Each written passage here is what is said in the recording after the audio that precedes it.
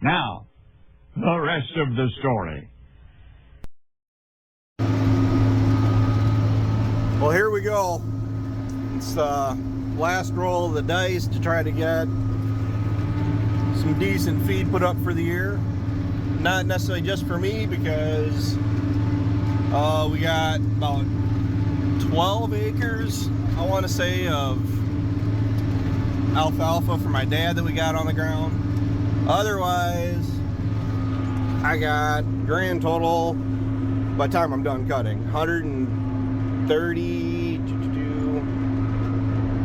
120, 25, yeah, 130.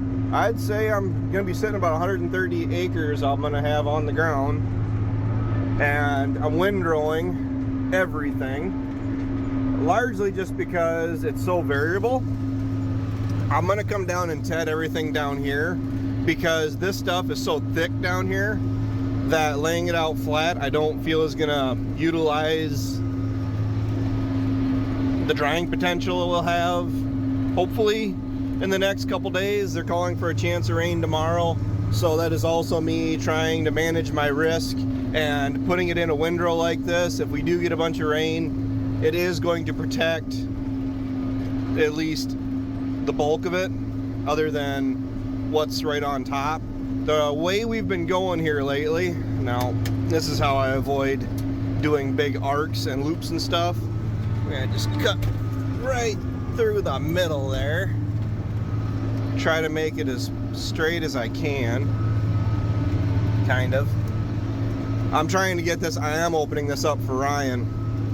He's on his way in the 79. He went to go cut the 12 acres of my dad's. I cut the 5.5 acres of alfalfa of my own, and I have another 5 acres that is already on the ground that I purchased.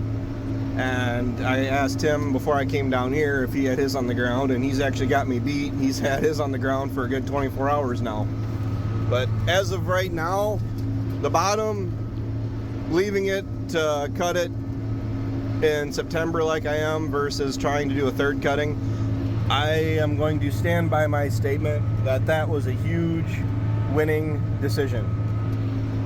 Because it is, yeah, today is the 15th.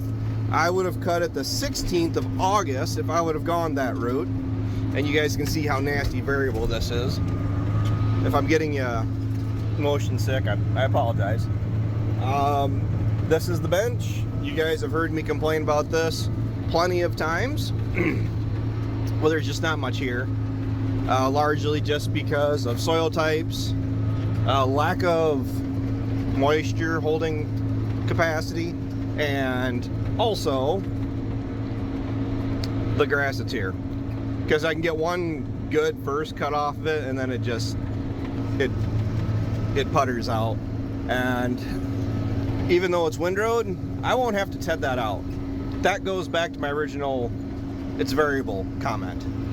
And what I'll end up doing is coming down and tedding out all of the heavy spots, like the bottom for sure, and then any of like the low spots where the water had pooled when it was raining. But once Ryan gets down here, he can only run for a couple hours. He's got the 79 and the other mower. Granted, that's it's a 2 foot wider mower than what I'm running, with a little bit more horsepower.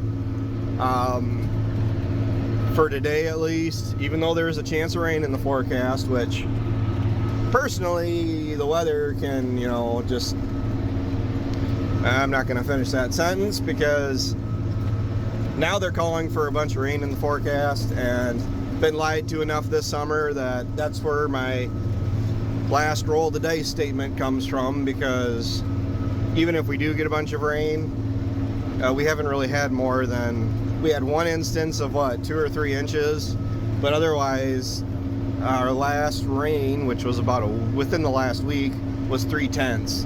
Well, as of late, we're getting such heavy dews at night that I don't know. I don't really think a a rain is really going to hurt this stuff. And this stuff is already way over mature. It's dried out. I could probably come and make this the day after tomorrow. Ideally, if the sun stays out, but they're calling for cloudiness, considerably cloudy for the next 10 days. And it really does pain me to go over this and see what little is coming out the back. But I'd say there's about 30 bales here. It's kind of hard to guesstimate, but on the bench ground and the pasture right over there, they pretty much walk hand in hand with how they've performed in the last couple years. I'd say there's probably 35 bales, maybe 40 if I'm lucky, between this and that. Well, this and that is about a third of the acres down here. So I'm really banking on the bottom ground, which is a third of the acres down here, to outperform. And it's kind of hard to say. I'm looking at 100 bales, 200 bales, 300 bales.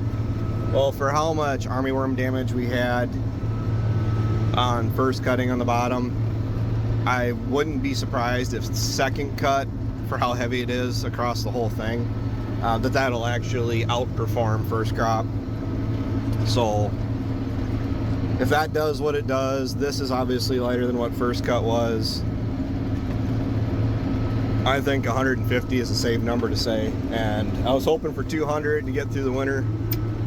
But even as far as making this or not making this, 30 bales or 40 bales at my current and projected use rate is about a bale a day. So this is about a month's worth of feed, and I know it varies. They're not going through a whole lot of hay right now, so once we pull the calves out, I mean, I'm not going to be having quite as many mouths to feed either. But this is second cut in September, which I think ultimately was the right move. I think if I would have taken a second cut in August with the lack of moisture that we ended up having, I wouldn't be down here now. I would have came down, looked at it, and just kind of kicked the dirt and walked away. But with the other mower down here running, I don't think I'm going to get everything down here cut today. I got a late start. It's 1:38. I was down here at 12:30 because of everything else that I cut, and this is probably like one of the worst starts I've had in getting this farm cut. So it's, unless I want to be here till 3 in the morning. I do have my trailer and fuel tank down here for fuel, because it seems like I always run out. But once I get done, I'm gonna do one more round, and I'm gonna let Ryan do whatever he's got to do. This stuff is light enough. We can probably come down and rake it first before we do the stuff in the valley. And that may be very well what we try to do. I'm gonna kind of cross my fingers. I know it's crazy to hear me say it, but I'm gonna hope for a lack of rain here for at least another few days, and it allows us to run the balers over all 100 and what did I actually say, 140 acres, 150 or something like that. So here's the hills, everyone likes to see at the valley. Pretty variable. I mean, a heck of a drop, that's for sure. And the nitrogen, the radiate, it's bottom ground, so this stuff is rooted down to moisture. I'm feeling pretty good about it right now. I am taking the mower. It's running right on the ground down here. This is pretty well flat anyway, so I'm not worried about hitting anything. Oops. And we're throwing some pretty awesome windrows out for what it's had thrown at it this year, especially comparing what the rest of the farm's gonna run. So leave your comments down below what you think we'll actually get off for for bales down here this year. And I'll let you know.